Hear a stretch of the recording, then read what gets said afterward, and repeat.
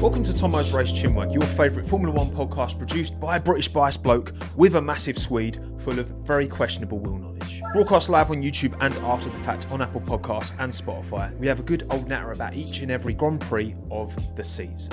My name's Tommo, let's talk about it. Well, welcome back to TOMMO'S Race CHINWAG. My name is Tommo, his name is Minton, and we are here to talk all about the 2025 Qatar Grand Prix sprint qualifying sprint race. We're going to box this off now so then we can watch qualifying. I'm sure many of you watching this will already know what's happened in normal qualifying. Right now we don't know, it's in a couple of hours time. We're going to cover off the sprint and then we can cover off the Grand Prix and normal quali tomorrow.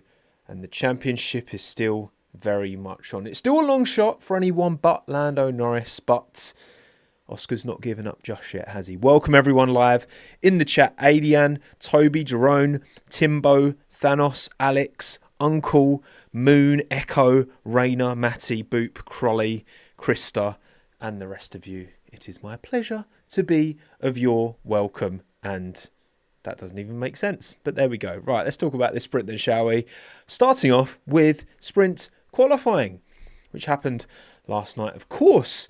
And Oscar Piastri put it on sprint pole with a lovely lap, a big snap into turn 4. Almost lost it, but kept it together. Now the rest of the lap. Maybe there was a better position on for Lando. For sure, he got a little bit mixed up with Alex Albon, didn't he? On his prep lap, wasn't able to put in a top lap, but still P3 in the end, still not bad at all. Damage limitation. George Russell P2, surprised by the pace of his Mercedes, did a very, very good job. And talking of very, very good jobs, Fernando Alonso P4 in that Aston Martin. Let that man cook. Let him cook. Oh my goodness. Vintage Fernando. Love to see it. Tell you what was vintage though. Yuki Tsunoda out-qualifying Max Verstappen. Who'd have thunk it? Now, of course, Max was struggling with bouncing. We saw that big time in sprint quali. We also saw that in the sprint race, which we will get onto. It certainly hasn't helped him out. However, P6, you can still do a job from there. You can still make a recovery in because, of course, the sprint race doesn't give out that many points. P1 gets 8, P8 gets 1. I could have worded that better, but there you go. And Kimi Antonelli, Carlos Sainz, Charles Leclerc, Double Williams, SQ3, should I say. Charles Leclerc squeaks his Ferrari into SQ3. Lewis Hamilton did not, went out in SQ1. A horrific qualifying session for Lewis Hamilton. Of course, the Alpines bringing up the rear as well. Hadjar, Behrman, Bortoleto, Hulkenberg, Ocon, Stroll. I've said everyone's names. And yeah, I mean, the story of qualifying, for sure, you know, Piastri putting the lap together, getting it done is big from a championship point of view. But Lewis's struggles, I'll tell you what, I mean, probably the most we've seen him struggle in any competitive session. Maybe there's some other instances, but damn, this was tough. And there's been some hella quotes this weekend. I'm not going to lie, there's been some quotes after this sprint race as well, which we will get into. But yeah, sprint quali, not so good for the Alpines, of course, as per, but pretty decent for Oscar Piastri, which means we have numbers to add to our qualifying database. Have you got a bit of sleepy dust in your eye? You have, haven't you? There you go. Good boy. I just caught it in the camera. Bless him, little Minton. Quali head-to-heads after 28 of 30 qualifying sessions so far this season. As I put him down. Do you want to go back to bed, mate? Go on. Go on. He's had a busy day being a dog, sleeping, running around, asking for food, scratching at doors, as you do. 28 of 30 done. Now, the order of these has gone unchanged, but the gaps have changed, some more than others. But generally speaking, you know, we're towards the end of the year now, so individual quali results aren't going to make a massive impact on this. Of course, Tsunoda out qualifying Verstappen the first time this year helps Yuki, but it still averaged over 0.6 off of Max over the course of the year. Alonso Stroll, 0.325. Russell Antonelli, 2.5. Gasly Colapinto, basically 2. Leclerc Hamilton, 0.177. Hadjar Lawson, 0.164. Behrman Ocon, 122. Hulkenberg Bortoleto, 0.65. And then the two closest pairings over the course of the year, on average, in qualifying, have been the Williams boys, 8 thousandths advantage Albon, basically nothing. And the McLaren boys, 8 thousandths as well, advantage Norris. Not massive changes going on here, no changes in position relative. It's just a good thing to keep up to date with, and we will break all these numbers down in the end of season CHINWAG. Don't you worry. Is this the tightest margins all season? Perhaps between teammates? Probably not between teammates, no, but certainly the field spread. These cars are close, and this is kind of why we're not really getting that many overtakes. That and the dirty air, you know. Competitive, the dirty air kind of spoils the ability to race, which manifested in this sprint race, didn't it? It was a good example of that. But yes, those are the head-to-heads, and this is the result of the actual Grand Prix. Not many position change. There's a distinct lack of red on the left-hand side of your screen because no Haas and no Ferrari in the top 10. Piastri, Russell, Norris, that top 3 stays the same. Verstappen moves up to P4, had a very good first lap, did Max, didn't he? Was putting the pressure on Lando. Had a little sniff into turn 1 early doors, but he kind of knew he needed to make an opportunity stick quick. Otherwise, it wasn't going to happen as the bouncing kind of set in to that Red Bull. Because, of course, we knew the car was set up that way. Not ideal. Hopefully, from Red Bull's point of view, they can take that car away, work out a better setup to stick on it for qualifying. Because the problem is if Max had massively changed the setup prior to the sprint race, he'd have had to start from the pit lane. And then you're probably not recovering, whereas at least he could hold on and probably maximise, given he wasn't very happy with the car underneath in P4, he's probably maximising that result. Yuki Tsunoda P5 in the end, almost lost it to Antonelli with a 5-second penalty for track limits, but then Antonelli got done for the exact same infringement in the end. Fernando Alonso P7, a bit scruffy from him as well going into that final straight, allowed Antonelli pass, but Antonelli was pressuring him most of the Grand Prix. And Sainz gets the final point in P8 for Williams. Big jump from Hadjar, he moved up a lot. Bortoletto as well had a decent race. Charles Leclerc had a very messy sprint race for sure in that Ferrari. Lewis Hamilton was, I think, race pace wise, the slowest car on track. Gasly, Stroll, Colapinto are all pitted for softs to kind of do a bit of a qualifying simulation anyway at the end. So take that for what you will. But yes. Oh, Ferrari. In fact, I do have a quote here. Motorsport.com posted this 18 minutes ago from Lewis Hamilton, who's not said much. He's heeded John Elkann's advice, but look where that's got them. And he said, Pierre Gasly came up to me and said the Ferrari looks terrible, which is what apparently Lewis has now passed on to media. So when he does speak, he says stuff like that, which is a damning indictment of a Ferrari's position. I've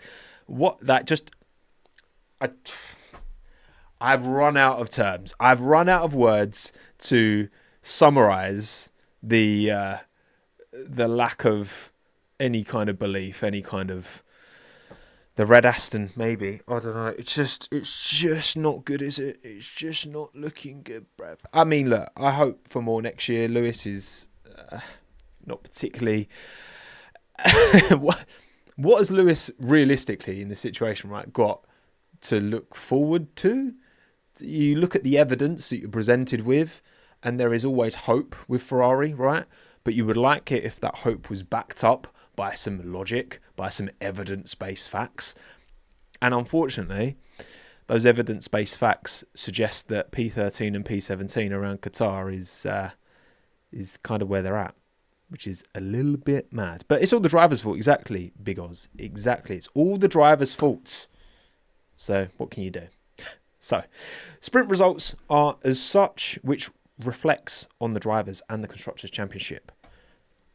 The drivers: Norris 396, Piastri 374, Verstappen 371. So Lando's gap to Oscar comes down to 22 points. Still a very, very big margin, but slightly smaller than it was prior to this weekend. Max's gap to Lando is now bigger, 25 points. It's going to take something. It's going to take a bit of a Lando stinker in qualifying, or McLaren giving Lando something bad, him delivering a bad performance in the race.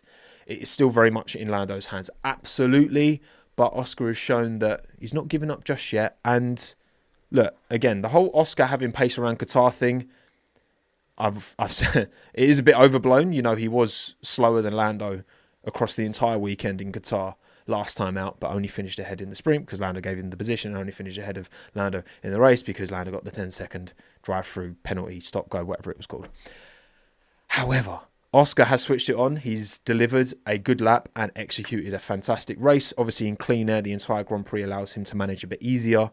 So if you can lead into turn one, which is what he did, he kept position, had a good start, then you're on to a good thing. 22 points, which means if Lando... Look, the maths is, if Lando's 25 points ahead of P2 by the end of this Grand Prix weekend, then he is champion. So he can still very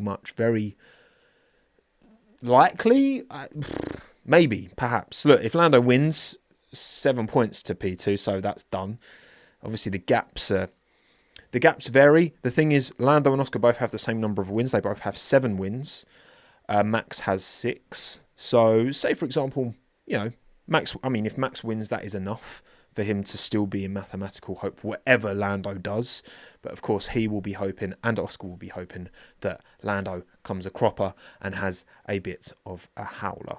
But very much still, Lando just needed to drive the race he drove. He said it after sprint quali yesterday. He expected to finish where he started, which was P3, and that's exactly what happened. Max again had a sniff, but Lando didn't make any mistakes, held on, and I think ultimately Lando can still feel very, very happy. Job done. I don't think he was slow in sprint quali. I just think, where obviously Albon jumped him in the queue, that kind of put him out of whack a bit. I think Lando definitely had the pace to put it on pole yesterday, but he didn't, but that's okay. I think he's got the pace to put it on pole today, and Oscar's going to have to do something about it. Absolutely do something about it. Just finish the sprint boring. Yeah, it was... there's a reason we've not really talked much about the sprint race, because the sprint race was incredibly dull. Nothing really happened apart from a bit of Ferrari shenanigans and a couple of people going off the track into the gravel. So I'm not going to waste your time talking about a race that isn't worth talking about. I just feel like, from a championship point of view, we'll cover off what happened and then we can fully invest ourselves in Grand Prix qualifying. Of course, the cars are allowed to change their setup. They can go back into Parc Fermé, change things around. Max is certainly going to hope Red Bull can find something, some kind of solution to the bouncing and give him a platform to put it on pole and win the race, because that's absolutely the minimum Max needs to do to have any shot in Abu Dhabi. He needs to put it on pole, win the race. Look, 2-stop, of course, tomorrow does open up a minimum 2-stop, could be a 3-stop we could see from some people. And again, the pressure is on the McLaren pit garage more so than the Red Bull, I think, just because, they're the ones who are potentially throwing it away here. And anything can happen. So this season's been a bit up and down, a bit chaotic. 1 minute you think it's done, then it flips again. So let's not take anything for granted, shall we? Let's not take anything for granted. And also, one other thing I want to briefly talk about is certain quotes, because I don't know if you've seen Max Verstappen's interview with Chris Medland, and he talks about, I'm paraphrasing here, he's like, if I had the package that McLaren have, then this championship would have been won a long time ago. I liked Lando's little reply as well. Let me just find it on Twitter. He said, I'm just quoting from Twitter here, from Formula Racers. Norris responds to Verstappen's claims that he would have won a title a long time ago in the McLaren. Max is welcome to say everything he wants. He's won 4 titles. I have a lot of respect. And I think that gives everyone a lot of credit. Max generally has a good clue about a lot of things, but there's lots of things he doesn't have much of a clue about. It's also Red Bull's way of doing things, kind of aggressive nature, and just talking nonsense a lot of the time. Don't bite too much, Lando. This is all on purpose, okay? Don't bite. For crying out loud, Lando, don't bite. Just let Max say what he wants to say and just keep doing your thing. Because if you start biting and that starts getting in your head, then that's where Max is saying this for a reason, right? He's not just saying this just for the sake of it. He's saying it because he's hoping it has some kind of effect, and maybe it does. Also, just got a quote from Charles Leclerc regarding the car. The way it is at the moment, tomorrow there is nothing we can do better if the car is the same, which of course they need to make sure that they change something significant in their setup to turn it around somehow. Also, the Pirelli, I'm just glancing through my Twitter now. You got Pirelli looking at the the tyres to check for marks, because of course it's the sharp gravel and the heavy curbs on top of high downforce, high speed corners, which is potentially going to be a bit of an issue. Hence why we've got this 25 lap maximum stint for tomorrow. We'll see how it goes.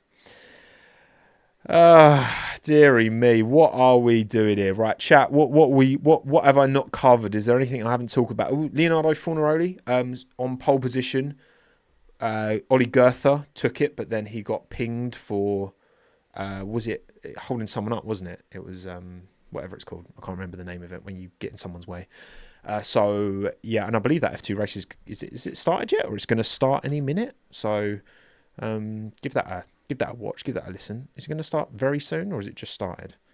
I'm not sure. Either way, I won't go on for too much longer because there's not too much more to talk about. And we've got qualifying soon, which I'm very excited for.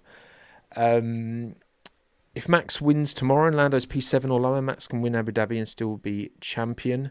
Yeah, I mean, there's a lot of maths going on. Again, you've just got to, as long as someone is within 25 points of Lando, then there's a chance, and I would love to see, again, for the first time since 2010, more than two people have an opportunity, more than three people, more than two people.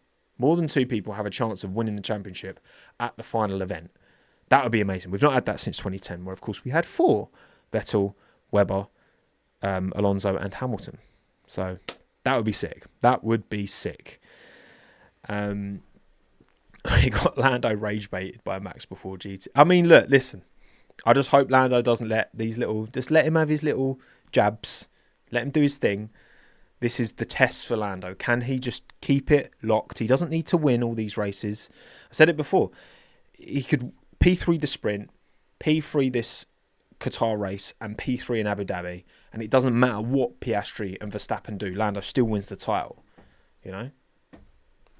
He just needs to keep his head screwed on and hope McLaren hold up their end of the bargain by giving him good pit stops and a decent setup and a car that doesn't break down. It's essentially. Well, still streaming. Is there something to talk about with the sprint? Not really, Phoenix. Not really. Just just had to get this one out there because I did promise it to you. But I'm actually gonna kind of wrap it there. We've talked what we need to talk about, haven't we? We've covered the sprint. We've covered the driver standings, the constructor standings. I guess is the only thing we haven't covered. And Aston Martin do actually go back ahead of Haas. And that's handy for my graphics because it means that it's green Aston Martin, not green Haas anymore. Aston Martin go 1 point ahead of Haas now, thanks to Fernando Alonso's 2 points from the sprint. So that battle is absolutely on. Changes in position in the constructors after a sprint race right near the end of the season. Bravo, happy days. Otherwise, I mean, Mercedes P2 is consolidated surely, and Red Bull P3 looks pretty consolidated. Ferrari, oh dear, Ferrari. What a shame. But yeah, that's it. I'm going to wrap it. Thank you all for joining.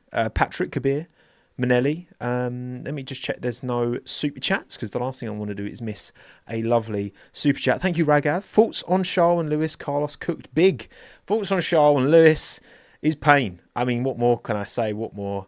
It's clear for all to see that Ferrari are Ferrarying, because they shouldn't be having weekends like this. But the problem is they have a package that allows them to have a absolute howler weekend like this every now and then.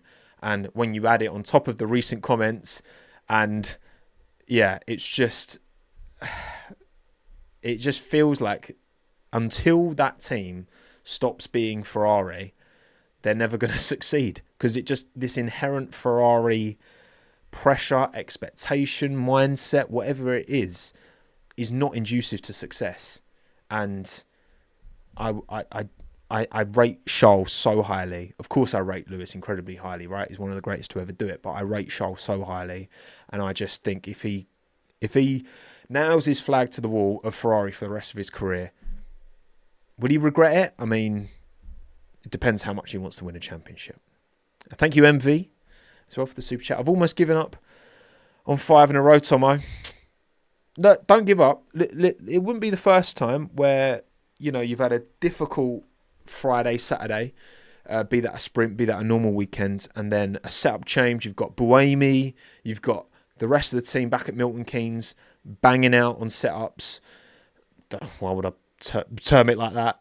Banging out setups that they can hopefully chuck on the car. Obviously, they won't be able to test it prior to putting it on quali, but if you can rely on any team, if you can bank on any team turning it around within a week with a setup change, it is Red Bull Racing for Max Verstappen. So don't give up yet.